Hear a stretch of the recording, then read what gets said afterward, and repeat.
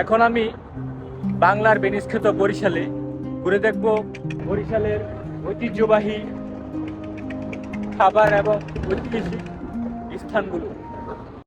Welcome to Durgasagar দিঘি, যার romantic একটি ইতিহাস আছে। এর ইতিহাস প্রায় 250 বছরের পুরনো এবং এটি একটি কেবল দিঘি নয়, বরং প্রজাহিতৈষী এক রানীর স্মৃতিস্তম্ভ।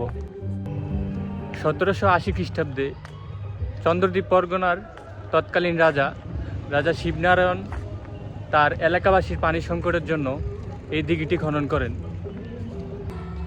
আর রোমান্টিক ইতিহাসটি হলো, রাজা তার প্রিয়তমা স্ত্রী রানী দুর্গাবতীকে বলেছিলেন তিনি একেবারে ঠিক যতটুকু জমি হেঁটে যেতে পারবেন দিঘিটি ঠিক ততটুকুই বড় হবে। রানী প্রায় 27 একর জমি অতিক্রম করেছিলেন। সেই আয়তনেই দিঘিটি খনন করা হয়। তবে জলাশয়টি সহ দিঘিটির মোট আয়তন 45.42 একর। আর এখানে আছে হরিণ প্রজনন কেন্দ্র, যা পর্যটকদের দৃষ্টি আকর্ষণকারী। तो गाइस मैं और मेरा दोस्त यहाँ पे आ गए। इसका नाम प्लेस का नाम दुर्गा सागर हाई। वो अपनी बीबी से बहुत प्यार करता था, तो इसके लिए बोला था कि तुम जितना दूर पैदल चल के जा सकते हो हाय मिलेगी।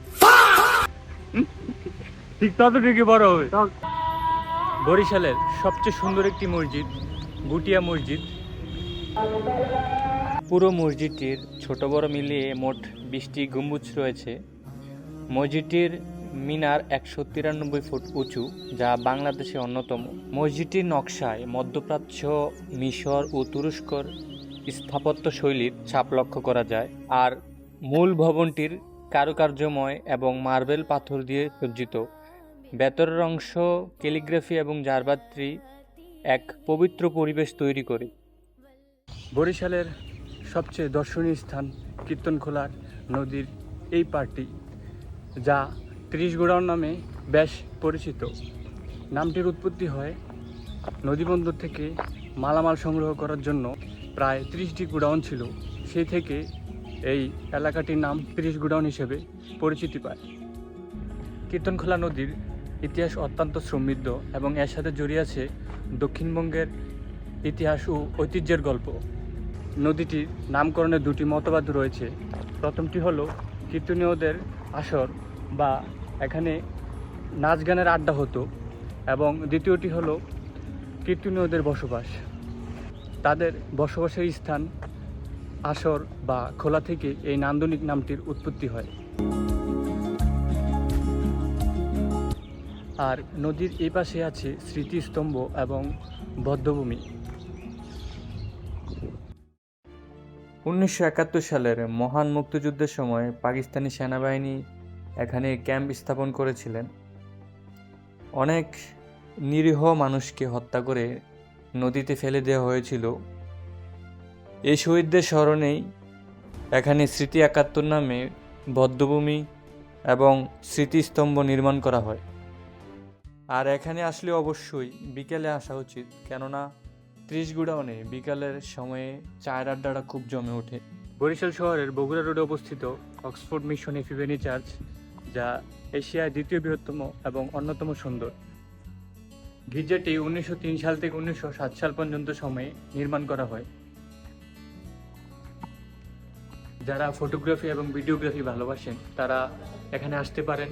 জায়গাটি খুবই চমৎকার, তবে জায়গাটি একটু রেস্ট্রিক্টেড, চাইলে যোগাযোগ করে আসতে পারবেন।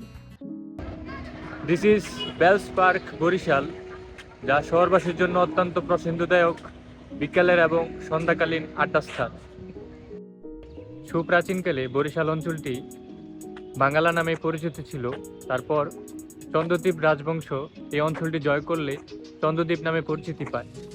তো এখন আমি একটি রিক্সা নিয়ে ঘুরে দেখব বরিশাল শহর। বরিশাল শহরে আধুনিকতা এসেছে, কিন্তু সেটা গ্রাম্য প্রশান্তিকে কেড়ে নেয়নি। এটা আমার ফার্স্ট ওপিনিয়ন।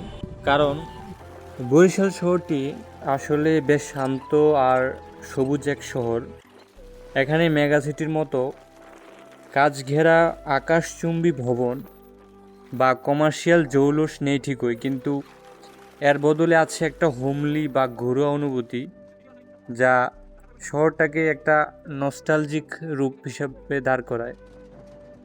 শহরটা সম্বন্ধে বলতে গেলে এখানে নস্টালজিক আবহাওয়া, শহরের অলিগলিতে ছড়িয়ে থাকা পুরনো ছোট ছোট বিল্ডিংগুলো শহরটাকে একটা ক্লাসিক লুক দেয়।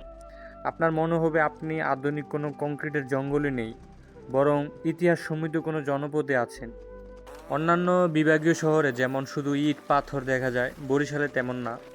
শহরের মূল কেন্দ্র থেকে মাত্র 5-10 মিনিট হাঁটলেই দেখবেন বড় বড় বাগান, পুকুর আর নারিকেল সুপারির গাছ। বিবির পুকুর পাড়ে দাঁড়ালে শহরের ব্যস্ততা পাবেন, আবার একটু ভেতরে গেলে গ্রামের মতো নিস্তব্ধতা। আর কীর্তনখোলা নদী শহরটাকে এমনভাবে জড়িয়ে আছে যে শহরের বুক চিরে বয়ে যাওয়া বাতাসটাতেও সবসময় একটা গ্রাম্য সজীবতা থাকে। আর এই অসাধারণ ভ্রমণের মাঝে আমি দধিগড় থেকে বিখ্যাত দই চিড়া এবং গোশভান্ডার থেকে কয়েক ধরনের মিষ্টান্ন স্বাদ নিয়েছি, খুবই টেস্টফুল ছিল। সব কিছু মিলিয়ে বরিশাল নিয়ে আমার একটি সুন্দর অভিজ্ঞতা। সো আল্লাহ হাফেজ, বরিশালবাসীর জন্য ভালোবাসা রইল।